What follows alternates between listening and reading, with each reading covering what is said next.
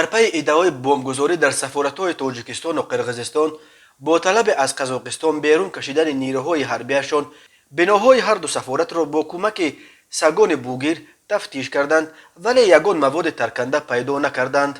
در این باره روز 11 ینور به خبرگزاری‌های تاس و مسکو منابع آنها در مقامات حفظ حقوق پایتخت روسیه خبر دادند.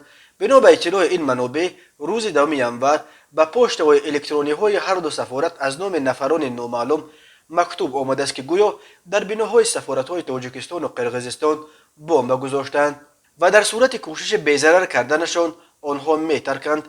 مؤلفان تهدیدات طلب کردند که تاجیکستان و قرقیزستان نیروهای حربی خود را از قزاقستان برآورند.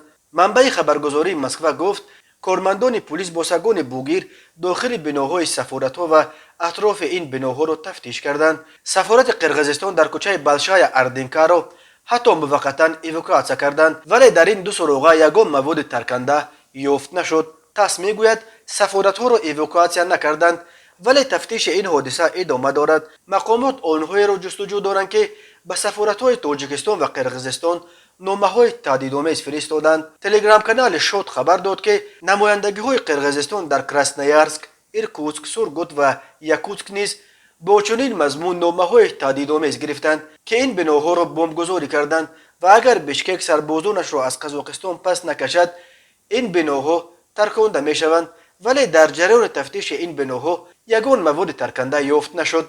روز 7 ینور شخصان نامعلوم به پشت‌های الکترونی سفارت‌های ارمنستان و بلاروس در مسکو نیز نامه‌ها فرستاده تهدید ترکاندن این سفارت‌ها را کرده بودند. طلب مؤلفان آن نامه‌ها نیز از قزاقستان برآوردن نیروها بود. تفتیش در این دو سفارت یگان نشانه مواد ترکنده را پیدا نکرد. یادآور می‌شویم پرزیدنت قزاقستان قاسم ژامارت توقایف روز 5 ینور در پی اعتراض‌های گسترده در کشورش این حادثه‌ها را حمله از بیرون و کار دسته‌های تروریستا نامیده از سازمان اودیکبه کمک عربی خواست. علاکه روزهای 6-7 ینور کشورهای عضو اودیکبه به قزاقستان حدود 4000 عسکر فرستادند. از تاجیکستان نیز بیش از 200 سرباز به قزاقستان انتقال دادند. توقایف روز 11 ینور اظهار داشت که مأموریت نیروهای اودیکبه در قزاقستان به انجام رسید و از 13 ینور خروج آنها شروع می شود که یگان 10 روز را در بر خواهد گرفت.